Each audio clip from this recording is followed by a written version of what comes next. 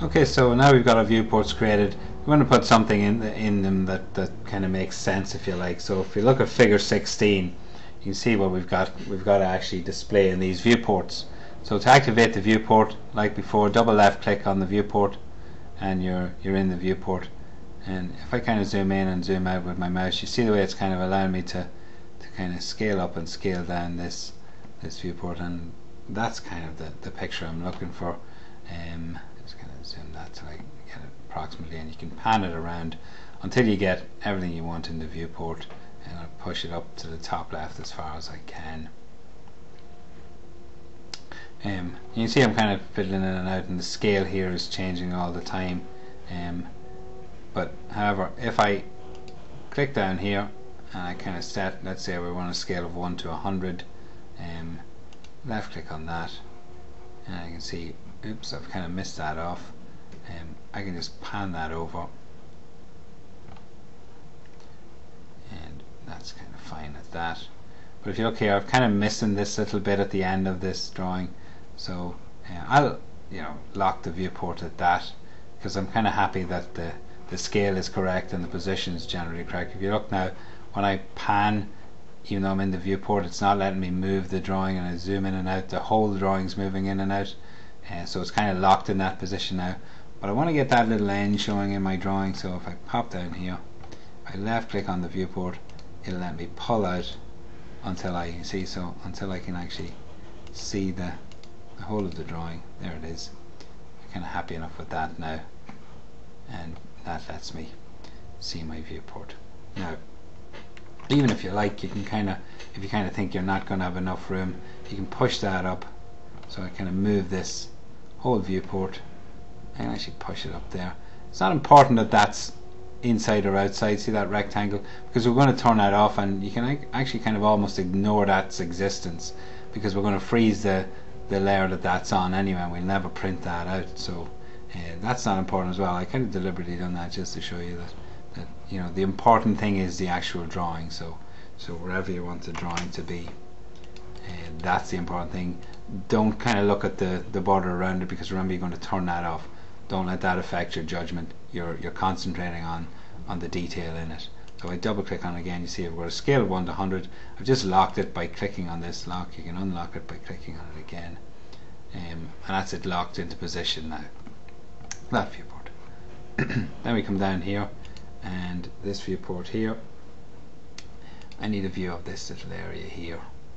Okay, so again I can roll with my mouse and zoom in until I see all I want to see. Then I come across here and look at the scale, and it's easy with the book because you've kind of been given the scale of 1 to 50, and 1 to 50 is 0.02 if you like. So if you were kind of doing this yourself and you were kind of saying, well, I kind of want that view there, you could come down here and you can judge yourself what scale you'd need, because you can see 0.017. What's the closest to that? Well, I suppose 0.2.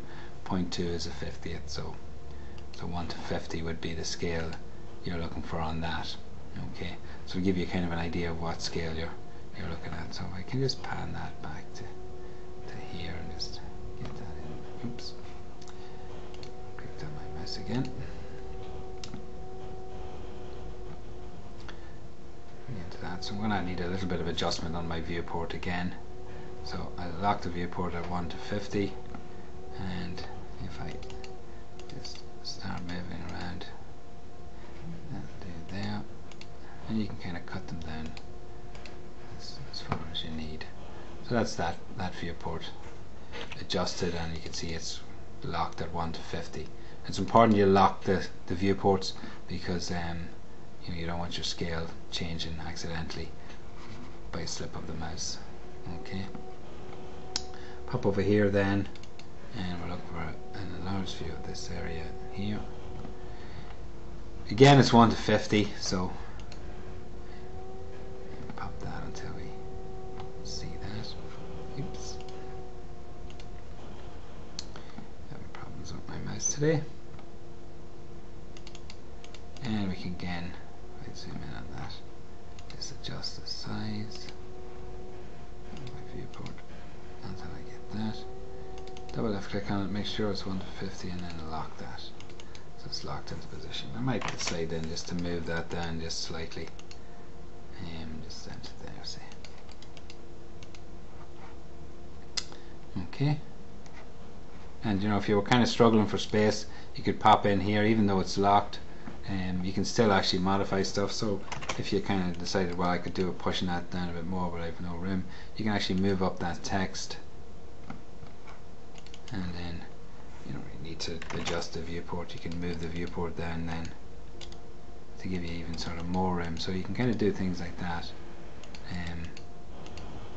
Just to modify. Oops, I've gone outside here, so I'm going to just move that back in just slightly. You get the idea anyway, that you can kind of move it around and adjust things. So even though it's locked, you can still adjust things, you can still delete things, oops, stuff like that. Okay, so you can still do that even though it's locked. It's just the only thing about the locking thing is it won't pan, or it won't sort of zoom, or you can't change the scale of it once it's locked. Okay, and the last little one then here is this. I think this is 1 to 40 this time, and here we go, 1 to 40, and I'm happy enough with that. We can lock that viewport down at that, and I don't need to kind of worry about these viewports overlapping. That's not an issue, remember, because we're gonna freeze that layer. So once I've got that created, that's all my viewports created, and I've got them set up and ready to roll, and they're all locked.